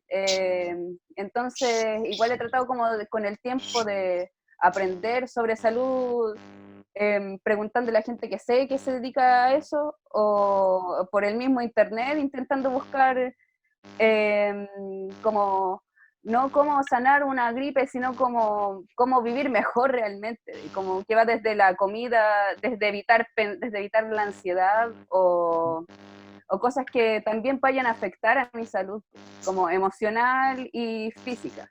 Entonces como que me gustó como lo que propuso la Charlotte de la holística dentro de la salud, creo que es algo que engloba todo al final. Eso. Chicos, quería dar un aviso, aprovechando que estaba hablando de salud. Yo pertenezco a una agrupación que se llama Embajadores Estudiantes de Escuelas de Circo, que a nivel del mundo, y ahora están haciendo un catastro de las escuelas que se fueron a cuarentena o que cerraron la escuela. Se lo acaban de mandar. Entonces, por el virus, la Flix está cerrada hasta el momento, dice que está en Italia hasta el 3 de abril, y yo creo que es muy probable que todas las escuelas se extiendan. Taxac queda en Finlandia hasta el 13 de abril. NECA, que es Vermont, no recuerdo el nombre, creo que está en Holanda, no lo sé. ESAC está hasta el 4 de abril cerrada. CODAR hasta el 4 de abril. Circomedia en Inglaterra cerrada indefinidamente. ICA, Australia, cerrada hasta fines de abril. Canadá cerrada por 2 semanas. Quebec cerrada hasta nuevo aviso. Bueno, y el Circo Mundo cerrado 2 semanas y muy probable que nos extendamos. Nos sale que NAC, tal vez tú, Mateo, sabes más, porque la gente Sí, que no, es no, embajadora. estamos cerrados hasta nuevo aviso y estamos súper parados ahora con la graduación y todo eso, no sabemos qué va a pasar en realidad. A ti te toca el éxito, o sea, el Sí, sí, sí. Normalmente en julio son las presentaciones finales y ya, pues ya están ahí como medio paradas. Los chicos de SAC me dicen que, o sea, de la escuela que ve, hay una chilena que es la Vale, me dice que al parecer no va a tener su exit, como que va a tener que cerrar así nomás, y en SAC parece que está pasando lo mismo. Es una pena, sí, pero bueno, un poco lo que está pasando. Y es importante también que en este momento que estamos así súper encerrados, nos demos cuenta de también estos temas de la salud, que también en estos momentos que no tenemos tanta actividad física son importantes, y es importante concientizar a todo el grupo, así sean de amigos, de cómo podemos cuidarnos y no dejar tampoco llevarnos por el tiempo y dejarnos llevar por parar 2 meses, porque después, claro, cuando regresamos las lesiones pues aumentan mucho. Entonces en esto reviene como este tema de la prevención. Yo pienso que es más el portapalabras de hablar con cada quien y de motivarnos entre todos y de generar de verdad una difusión entre nosotros mismos para así crear las ganas. Yo creo que ahí algo que podemos hacer inmediatamente y tomar una medida concreta y como descargar un poquito todo lo que hemos hablado es reconocer cuáles son los riesgos físicos, mentales y emocionales que podemos sufrir al momento de salir de la cuarentena. Por ejemplo, el estar mucho tiempo encerrado va a hacer que la gente salga de sus casas y se ponga a entrenar como locos y se lesione. Entonces, hay un estado de ansiedad mental y un estado de ansiedad físico que se puede tomar como un riesgo y que si lo contemplamos desde ahora, lo podemos manejar y de cierta forma, como bien dice Mateo, trabajar esta ansiedad desde casa, como que no sea un impedimento, que no sea un riesgo, sino que tomarlo como una fortaleza, por así decirlo. No sé si a ustedes se les ocurre algún otro riesgo que podría existir al momento de que todo esto pase o que ya está sucediendo. Igual yo creo que esto cae mucho en la responsabilidad, por lo menos de la gente que está en formación, que las instituciones se hagan cargo de reintegro. Porque, por ejemplo, nosotros en el Circo del Mundo los chicos están en primero y está prohibido que ellos entrenen solos, por lo menos el primer año. Es todo muy guiado. Entonces, obviamente, llevamos recién una semana. Bueno, el Álvaro hizo unas 2 clases de malabares con suerte, y va a tener que retomar, y es muy probable que todos tengamos que partir casi de cero y partir con la iniciativa. Bueno, yo creo que allá el Andrés, Mateo, es un poco más difícil porque el nivel de Kenak es mucho más alto y está a punto de salir, entonces tiene que retomar su nivel lo antes posible. Entonces creo que va a caer un poquito esta responsabilidad en la formación de cada institución, y bueno, cuando son profesionales o cuando son más autónomos, van a tener que ellos mismos preocuparse un poquito de esto. ¿Puedo decir algo? Ay, perdón. Algo Sí, pequeño, ¿puedo adelante, hacer? Álvaro. Dale. Que yo entré a la conversación ya cuando llevaban unos 15 minutos, no sé todo lo que han hablado.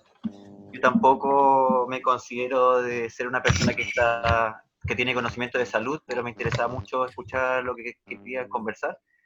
Y creo que es súper importante escuchar lo que está sucediendo en distintos lugares, porque cada persona vive en un contexto de vida, como hablaban las chicas ahí en México, de que la gente no tomaba los talleres y las cosas que hacían con la universidad, como que se entiende dentro de una ciudad que puede ser 9 veces más grande que Santiago.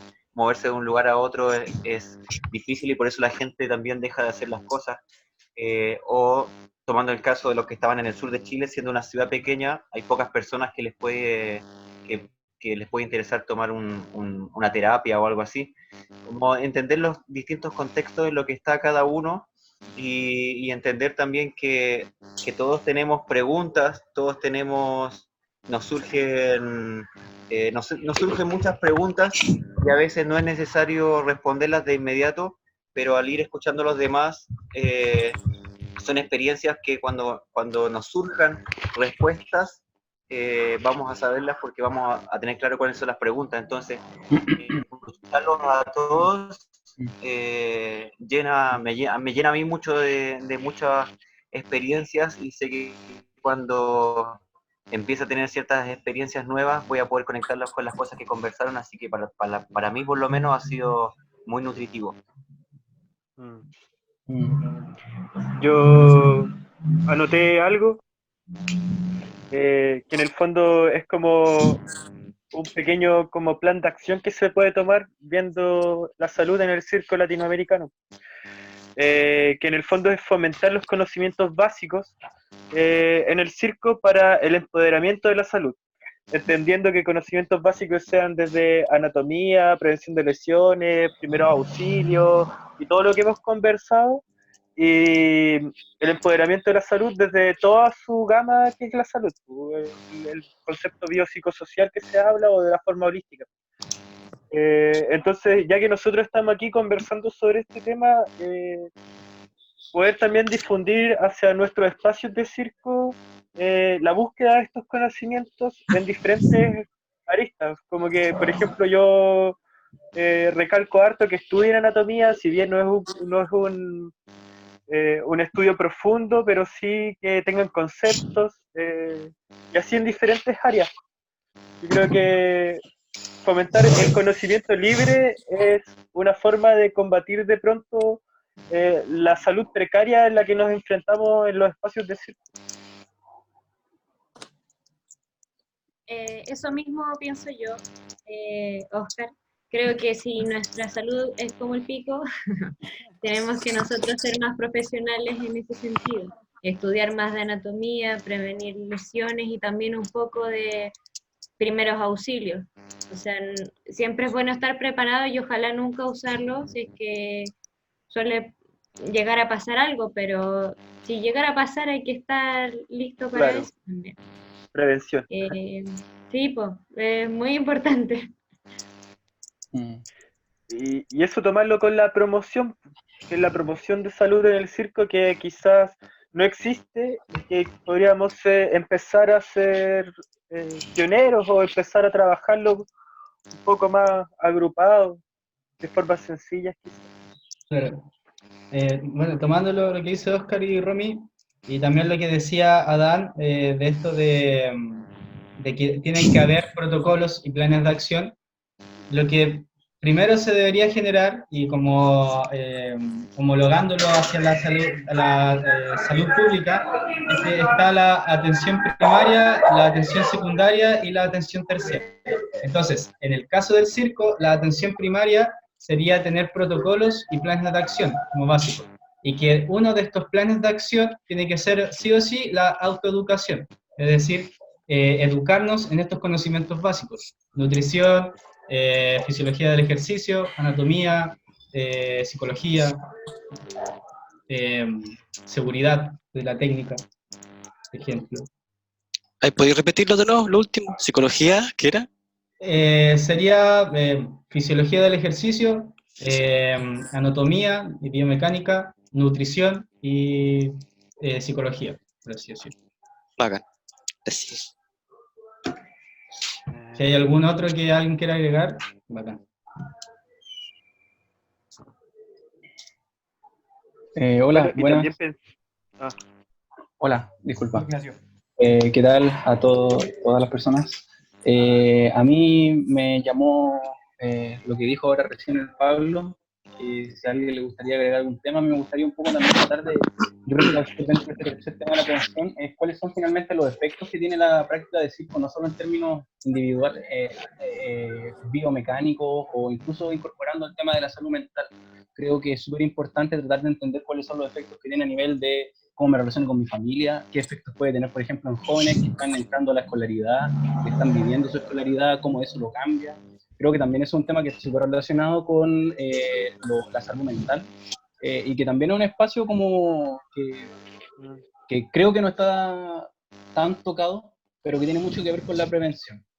Siento no como desarrollarme más, porque no tengo más desarrollado en realidad, pero me encanta que exista este tipo de espacios y ojalá que se sigan replicando, porque son los únicos espacios yo creo que existen hoy en día para hablar de salud en el circo, ¿no? Yo creo que a lo que va Ignacio es cómo el salud afecta, o sea, cómo el circo se interactúa hacia la salud de la población en general. Como que es el simbiótico de la salud al circo, el circo a la salud. Así lo veo yo. Que plantea. Y perdón, creo que el fondo de lo que yo estaba diciendo tiene que ver con tratar de identificar de antemano cuáles son las consecuencias de la práctica de circo. Creo que en términos mecánicos o de salud, en términos de kinesiología, de medicina, de educación física, existe un diagnóstico de cuáles son las consecuencias que tiene la práctica de circo, ¿no? Qué tipos de lesiones son más recurrentes, pero creo que en términos de salud mental aún queda mucho. Sí, eso es verdad. Yo ahí discrepo un poco con el Nacho, porque las investigaciones de circo, la primera que existió en ciencia de salud fue de aspecto psicológico, y se las puedo mandar. Incluso, pero, ¿de dónde es eso? ¿De qué país? Lo hizo el Cirque du Soleil en Montreal. Incluso hablé yo con el creador de ese paper. Justo cuando yo viajé a Montreal, él se había retirado del departamento de medicina del equipo de Cirque du Soleil. Pero las primeras investigaciones que relacionaron lesiones fueron con aspectos psicológicos. Incluso los primeros estudios son pilotos, es como 3, 4, y ahora último salió uno que es muy genial porque es el contexto mucho más cualitativo, y mapearon como la red del problema como psicológico y los aspectos externos con las lesiones. Entonces, yo daría a inverso esto, lo que dice el Nacho, que faltan más aspectos como prácticos. Por ejemplo, la técnica. Por ejemplo, cuando uno dice, no sé, cuando uno ve cuadro coreano, esto ya es mucho más específico de la técnica. Cuando ven a la técnica rusa o la técnica china, no sé, la que quieran, cuando, no sé, la elección de la columna va muy recta y es muy fina, comparado a lo otro, que es más latinoamericana, que es un poco más diferente, esas cosas, la técnica, por ejemplo, pueden generar lesiones. Entonces, sí, pero, te los voy a mandar para que los puedan ver igual. Sí, pero Adán, igual me gustaría agregar un poquito, uniendo un poco lo que dice el Pablo con los aspectos psicológicos, el aspecto... hay estudios, o sea, Mercé Mateo acá en Barcelona hizo un estudio sobre la psicomotricidad de los artistas del Cirque du Soleil de los 85 hasta el 2009, y una tesis así de 800 páginas, pero, bueno, nadie accede a eso, primero porque a la gente no le interesa leer 800 páginas. Lo segundo, en la central del circo se habló mucho de que tiene que haber un psicólogo en el lugar porque se están habiendo problemas de depresión, problemas de frustración, la tolerancia a frustración es mínima, y también otro problema que alguien habló que era problemas de endogamia. que estaban todos haciendo trabajos entre los amigos, y pues eran burbujas, ¿cachai? Burbujas Sí. de desarrollo que finalmente no permitían de que gente de afuera pudiera trabajar dentro del lugar, y la central se convertía finalmente en una recepción de los artistas del Cirque du Soleil, y no estaban promoviendo el trabajo de Cataluña, ¿cachai? Sí. Era como el arriendo del gimnasio del Cirque du Soleil. Sí, yo me di cuenta Entonces, incluso cuando fui. Cuando sí, sí, fui, sí. entré, estaba lo del Circo Dragón y Circo Soleil entrenando con el cuadro, acabronados solos, y todos los demás ahí aislados, alrededor de ellos. Exacto, y esa es la idea. Entonces, cuando uno postula residencia, finalmente, ¿quiénes quedan finalmente? ¿Compañía francesa o compañía donde hay mucho dinero de por medio, ¿cachai? Pero una compañía pequeña, por ejemplo, la Silvana San Chirico, chilena, postuló a residencia, no quedó porque su currículum no correspondía al contexto en el cual ella estaba postulando. Y eso fue lo que nos dijeron, no sabíamos por qué. Entonces, ¿qué viene después de esa frustración de no recibir un proyecto? Viene un tema psicológico, po, ¿cachai? Entonces, por muchos estudios que hay, ¿cachai? La gente no tiene acceso a eso o no lo sabemos. De hecho, esto mismo, salir de la cuarentena, hay una frustración psicológica enorme. De hecho, ya tengo compañeras que están pasando por un problema de depresión estando aquí encerrados. De hecho, yo mismo, ¿cachai? Con mi pareja estamos los dos encerrados y estamos chatos, así. Pero ahora O tenés sea, pareja. menos mal. Pero bueno, o sea, que la barba Mal estoy a punto agradecido. de raparme. Ah, Ah, sí, sí. la chaquilla. Pero bien, todo bien.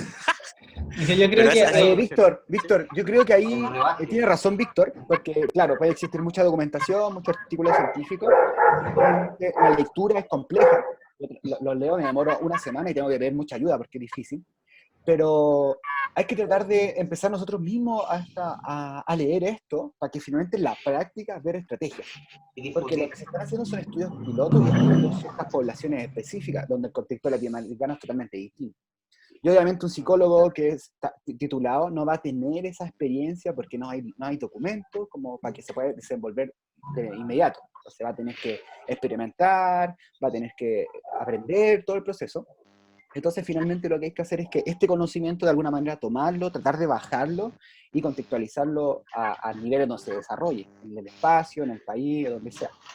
Pero es importante saber que está también, Víctor. Porque, Sí, no, sí, obvio que sí. y tomarlo y usarlo, ¿ya? Me Eso encima... Dale. que plantea el Adán de bajarlo también es importante el cómo se baja ese tipo de información, porque a lo mejor nuestro nivel de información que manejamos, sí, podemos hablar de muchos conceptos más técnicos, teóricos, pero hay que tener ojo igual a la hora de bajarlo porque estamos hablando de repente con gente que tiene formación autónoma nomás, ¿cachai? Que es lo que pasa harto acá en Chile y en Latinoamérica. Es que eso es lo que dice, por ejemplo, el Oscar, es lo que yo en mi día a día. Por ejemplo, yo cuando llegué a Claro. hacer conmigo, una de las primeras cosas que empecé a hacer fueron hacer evaluaciones antropométricas. Entonces me decían, oye, ¿qué es esto? Y para mí, no sé, era una medición de la composición corporal y lo entendía en mi cabeza inmediatamente, pero mis alumnos no. Entonces, para ellos, hasta el día de hoy es cuánta grasa tienen y cuánta masa muscular tienen. Como que simplemente es eso y es mucho más complejo. Entonces, esa es una tarea que nosotros como profesionales tenemos que ir aprendiendo, tenemos que ir tratando de acercar, o cuando se dice que tratar de explicar con manzanita, y un trabajo de alguna manera que tenemos que hacer. Por ejemplo, yo cuando converso con Víctor, me habla de teoría de historia y yo quedo colgado. Entonces, Víctor me trata de ir enseñando como con manzanita y él hace la bajada un poco de eso, desde la área. Entonces tenemos esa responsabilidad profesional y ética de alguna manera de poder lograrlo, porque es muy difícil, como dice el Oscar. Sí, igual hay algo curioso que me surge, que se habló en la central del circo, que fue, alguien dijo algo muy polémico, dijo que los artistas de circo no leen. Eso fue lo primero que dijo. Entonces, mucha gente dijo, claro, no leemos, entrenamos, practicamos, no estamos ni ahí con la teoría. Y en cierto aspecto es verdad, y bueno, hay algo muy, muy falso. Hay gente que lee y son geniales, tienen estudios acabados. Pero pasó el caso de cuando se hizo la elección del el director artístico de la central del CIRC, que se necesitaba una persona que hablara catalán, que hablara francés, que hablara español, que hablara italiano, inglés, no se postuló nadie, ¿me entiendes? Y cuando después, al siguiente llamado, se postuló otra persona, fue rechazada. Después, al tercer llamado, pasaron 6 meses para una siguiente persona, se eligió a alguien que no era del sector. Era una persona que nadie conocía, se postuló y quedó. Y dentro de eso se habla dentro de un factor de que aguanta mucho el papel, mucho el currículum, porque él llegó con un discurso muy potente ¿Y a qué voy con esto? Que muchas veces el contexto nos falla también de que la gente, por el hecho de no leer o de no informarse, no saben cómo acaparar un espacio de poder dentro del sector, en este caso circense. ¿A qué voy? Es que cualquiera de nosotros nos podíamos haber postulado como director artístico y hubiésemos quedado. El problema es que no se analiza el contexto. ¿Qué es lo que pasa? Que ahora la gente de circo, por lo menos en Cataluña, está pasando por una crisis terrible porque no se identifican como circo. Entonces hacen charlas de rigging, se hacen charlas de salud, se hacen charlas de todo, se llenan espacios, pero nadie asiste dentro de esto. Hay una APCC que tú pagas 40 euros cada 3 meses, yo los pago dentro de eso, pero el problema es que como que no existe. Y eso es terrible. O sea, de hecho, este espacio para mí es mucho más valorizado que lo que he ganado en un año dentro de la jornada de la APCC, en las que he asistido. Entonces, hablar de salud, sobre todo, que en la central no se habla, no existe estos temas, me hacen preguntar también, pues, ¿qué está pasando actualmente con el estado del circo, por lo menos acá en Cataluña? A eso voy.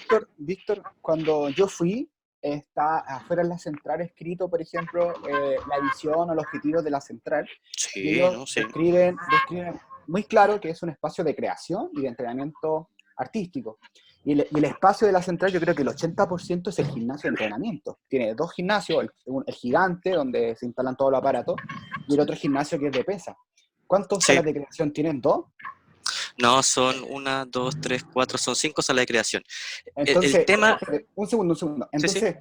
El objetivo tal vez de la central está hecho con ese fin. Y lo vemos. Tú cuando entras, la gente está entrenando, está en creación. Entonces, muy poca gente está leyendo, muy poca gente está hablando de temas de salud. Tal vez porque no han desarrollado el tema y tampoco le han dado el espacio, ni físico ni teórico.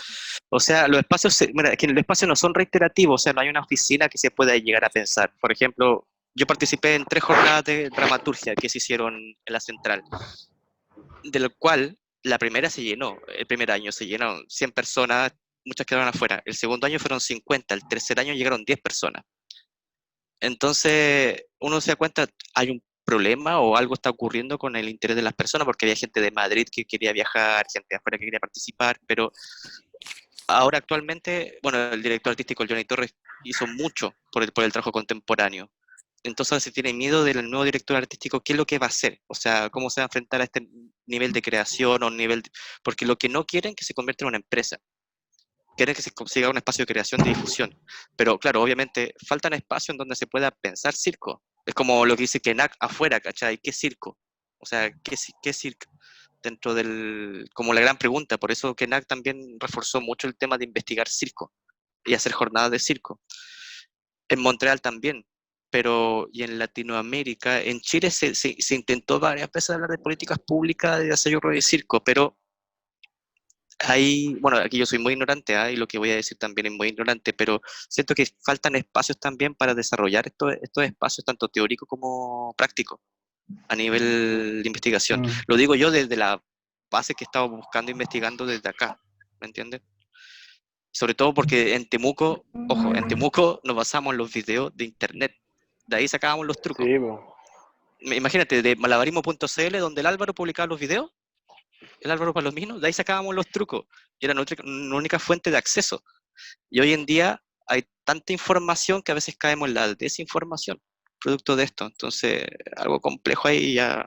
Es que al final, en todo lo que hemos estado hablando en cuanto a que hay que comprar seguros de vida, en que quién decide si un espacio es un espacio de creación, si un espacio es un espacio de producción, o si un espacio es una empresa de circo, y ahí es como nace la pregunta, ¿quién toma las decisiones?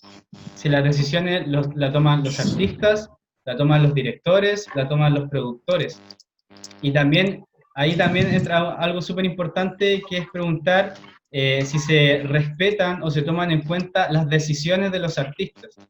Entonces, eso también tiene que ver mucho que ver con la salud, porque si yo estoy en un espacio en el que quiero opinar, en el que quiero tomar una decisión, en que puede ser una decisión en decir, no, sabéis que siento que mi compañero no está lo suficientemente apto para ejecutar una técnica, o que no estoy de acuerdo con este proceso de creación, o que me gustaría incluir más a la comunidad. Entonces, ¿quién toma realmente las decisiones en los espacios? Esa es una pregunta que dejo en el aire. Y la otra cosa es que cuando uno habla de la holística o de cómo la comunidad influye en un circo, es también pensar en las familias. Entonces, es que muchas veces el artista de circo o el estudiante que entra a una escuela, llega a una escuela solo, pero el padre, la madre, la abuela, el hermano chico no conoce ese espacio. Entonces, ¿qué tan interesado está el espacio de circo en integrar no solamente al estudiante, sino que en integrar a la familia? Entonces, por ejemplo, crear jornadas en el que vaya toda la familia del estudiante y de todos los estudiantes a compartir en el espacio, que conozcan a los profesores, que conozcan a los directores, que conozcan a los entrenadores. Y de esa forma la familia no solamente se siente comprometida con su hijo o su hija que está en una escuela, sino que se siente comprometida con el desarrollo de la escuela.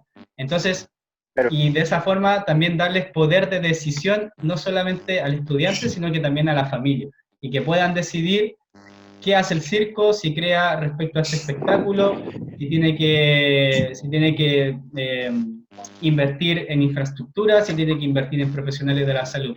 Es decir, quién toma realmente las decisiones. Yo voy a comentar una experiencia que vivimos ahora en Temuco, con un proceso de formación que hicieron los chicos que duró 2 meses, donde el estudiante más pequeño tenía solo 12 años.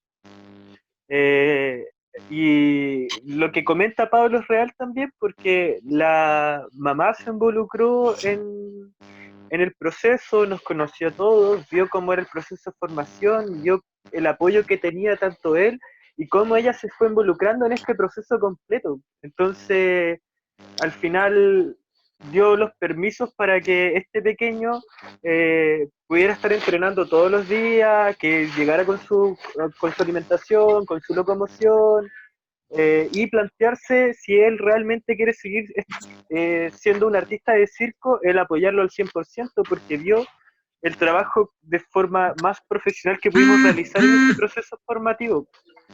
Entonces, real lo que plantea el Pablo también para poder cambiar esta concepción que yo creo que muchos han tenido de pronto de, puta, yo quiero estudiar circo, pero en mi familia no me apañan nada. Que es una carga emocional también.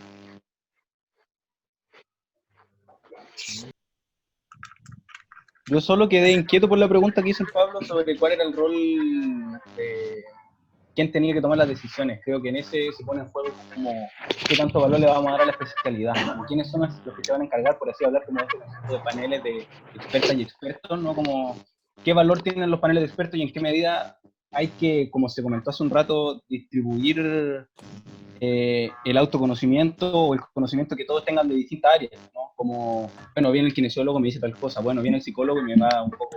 Ojalá que nos guíen, ojalá que este conocimiento no... O sea, esta área está buena, pero en los espacios concretos falta que todos conozcamos. Claro. Al final la decisión la va a tomar la persona que se pone en riesgo, que en este caso es el artista. Porque yo creo personalmente que si yo no quiero realizar algo, aunque me lo exija mi director, mi maestro, quien sea, por riesgo a mi salud, yo me paro y digo, no, ¿cachai? Porque al final somos autónomos como personas, pues, si no nos dejamos pasar a llevar si alguien toma la decisión por nosotros mismos. Obviamente que si hay un equipo completo que nos ayuda a tomar esa decisión, es óptimo, pero de repente no está ese equipo completo. Pero la presión psicológica es muy fuerte, porque a mí me ha tocado ver, o sea, hasta qué punto realmente es o sea, que te motiven a hacer algo y hasta qué punto ya es presión. Porque a mí me ha tocado ver alguien que no hace, no sé, digamos, mortal a triple, y todos están, sí, venga, tú puedes. Y él es como, no, o sea, no me siento seguro, no tengo lonja, no lo quiero hacer. Y el primer instinto es el no quiero. Pero después los compañeros empiezan a decir, sí, venga, tú puedes, el profesor te dice que sí puedes. Y lo estás haciendo desde la inseguridad. Y esa presión, o sea, a veces es como, o me están motivando o me están presionando. ¿Cómo puedo yo como artista o artista en formación, digamos, tener toda esta, pues no sé si sabiduría o no sé cómo llamarlo, pero para decir, no, de verdad no me siento listo y enfrentar a mis compañeros, enfrentar a mi profesor, a mi institución y decir, no, de verdad no me siento seguro, necesito quedarme un paso atrás.